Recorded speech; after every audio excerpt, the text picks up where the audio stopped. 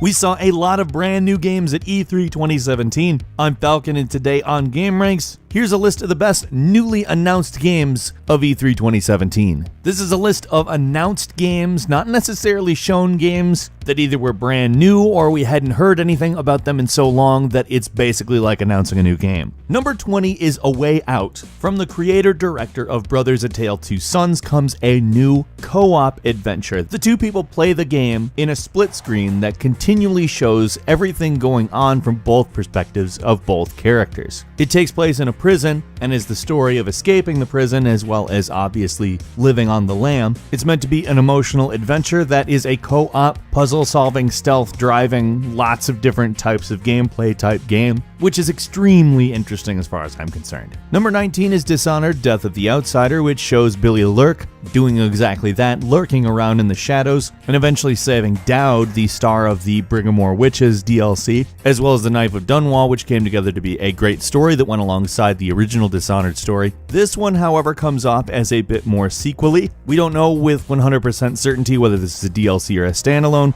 but it does seem very, very interesting. You know me, I love Dishonored 1 and 2, and I can't wait. Number 18 is Transference, Elijah Wood's movie game thing, which intends to take you on sort of a memory lane type thing, but with a guy who is destructively obsessed with something. They haven't released a whole lot more info beyond that, but it is an extremely trippy looking game. If it's a non-interactive experience, it's kind of a weird thing to do on VR, so I'm having to guess that it's not just a 3D VR movie. I'll say the aesthetic is beyond cool though, and if they actually do manage to pull off the things that they've said, I'll be kind of amazed, but until then I will take Elijah Wood at his word that it will be both haunting and beautiful. Number 17 is Skull and Bones, a pirate ship game based on the ship combat in Assassin's Creed Black Flag, which is frankly something that people always wanted, and this is giving the people what they want. Like, this is something I said, wow, this would be a great game on its own, on more than one occasion. I think having a shared world ship combat game in a big open world is a great idea. Frankly, that's one of the best parts of Assassin's Creed Black Flag, and obviously there isn't going to be any of it in Origins, so bring it on. Number 16 is Starlink,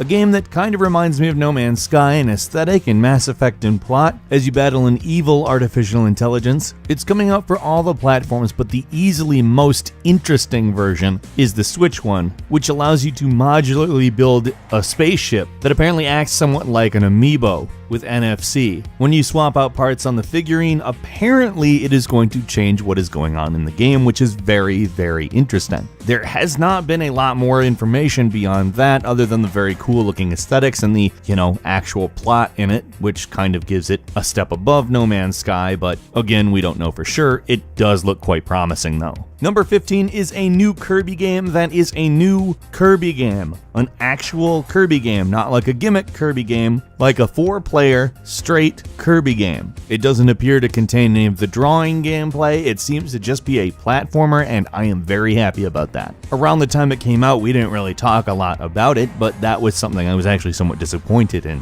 I didn't really enjoy that game. And to see a more traditional Kirby game expanding the gameplay to cooperative without completely messing up what makes a Kirby game, I'm pretty interested in. Number 14 is Ori and the Will of the Wisp, which I'm going to go ahead and have to say I'm pretty much 100% sure is going to be the prettiest platformer of all time. Frankly, Ori and the Blind Forest kind of held that title already for me, and to see the new one coming out and build on that aesthetic and make it look more detailed, delve deeper into it, show us more variety in landscapes, and once again sort of destroy us emotionally just with music and visuals without really even knowing what's going on. But it looks like they are definitely going to take advantage of the fact that the game will be compatible with 4K, but it seems like even without that, it's going to be the prettiest platformer I've seen. Now, whether or not it's the absolute best game of all time in the platforming genre, I don't know, but I mean, you can't say that Ori doesn't distinguish itself from literally every other platformer in that way. Number 13 is Yoshi, which looks like a phenomenal new entry to that Nintendo series. It brings the aesthetic into a cardboard, sort of lo-fi, maybe construction papery look,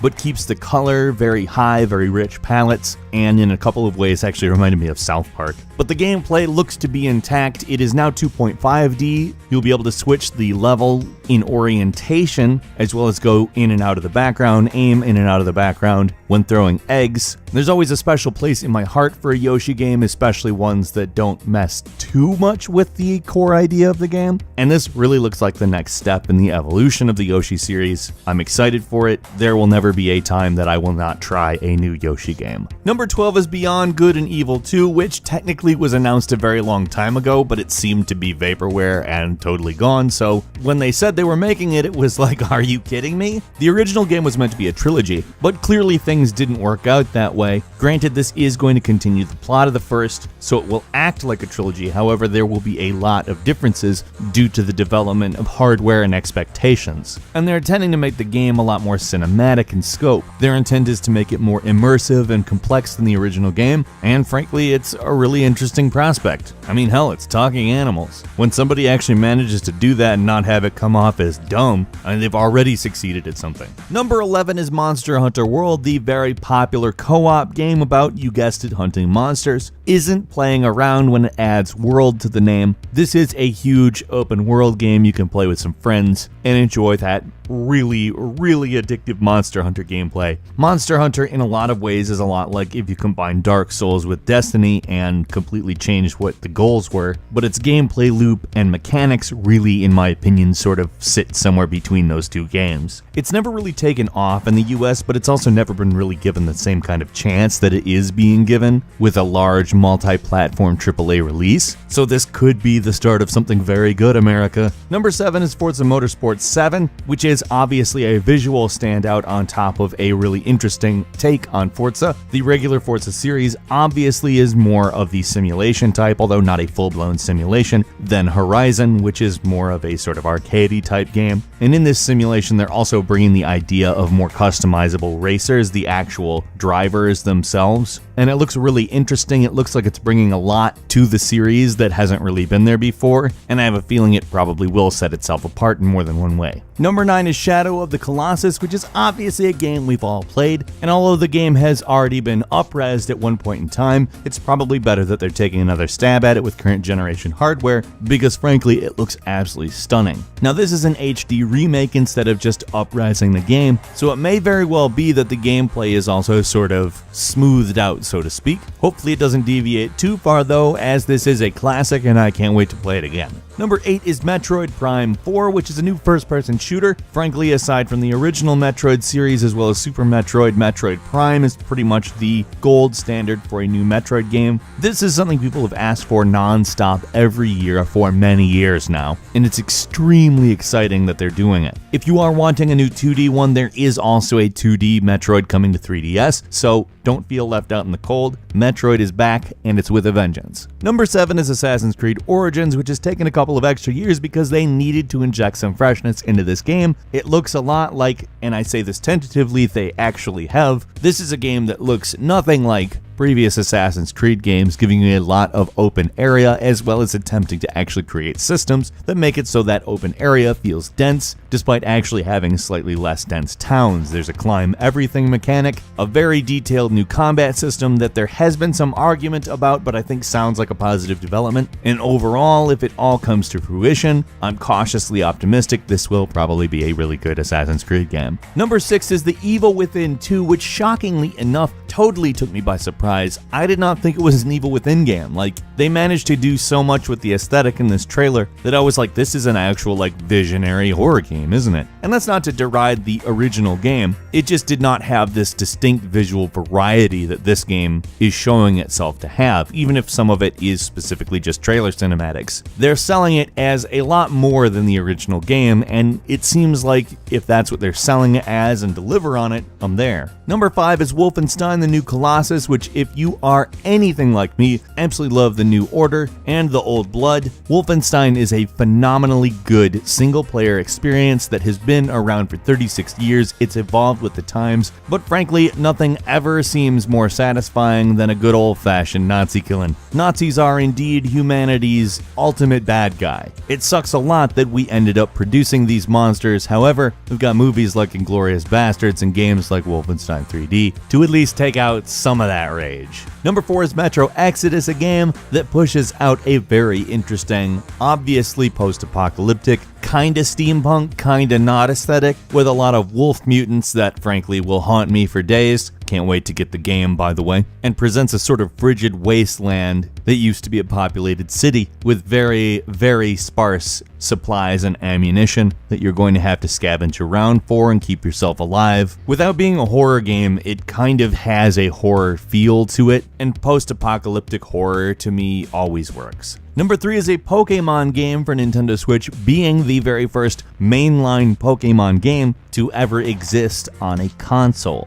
All of the mainline games have existed purely on handhelds, but this is Game Freak making a Pokemon game for Nintendo Switch. Now, this is obviously one of the most exciting things in the world for any millennial, and in a lot of ways it's basically the dream come true, so hard to imagine how they could mess this up. Number 2 is Life is Strange Before the Storm, which functions as a prequel to the original Life is Strange, and it will center around Chloe Price and Rachel Amber. This is going to be a 3-chapter story, unlike the 5-chapter Life is Strange. It is not going to be developed by Dotnod because Dotnod is working on another Life is Strange game, which is not the worst thing in the world if you ask me. This is going to flesh out the things that sort of led up to Life is Strange, perhaps even maybe explain some of what was going on in that game, because although we do kind of know what's going on in that game, it definitely could use more. I think it could always use more. Frankly, it's a fun game. And finally, number 1 is Anthem, which I have to say is a stunning, absolutely phenomenal looking shooter that gives off some Destiny vibes, some Titanfall vibes, a little bit of the Infinite Warfare stuff going on, but all brought into something that BioWare is claiming also has a story, and frankly looks like one of the prettiest co-op open world shooters there is.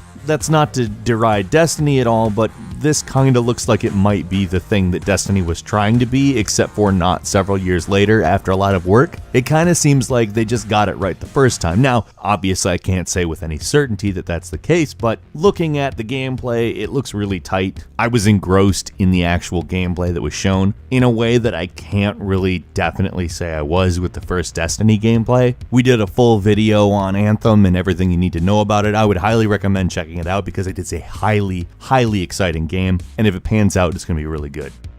Out of everything announced at E3, what was your favorite thing? Leave us a comment, tell us what you think. If you enjoyed this video, please click like, and if you're not subscribed, now would be a great time to do so. We upload brand new videos every day of the week. The best way to see them first is, of course, a subscription. As always, we thank you very much for watching this video. I'm Falcon. You can follow me on Twitter at FalconTheHero, and we'll see you next time right here on GameRanks.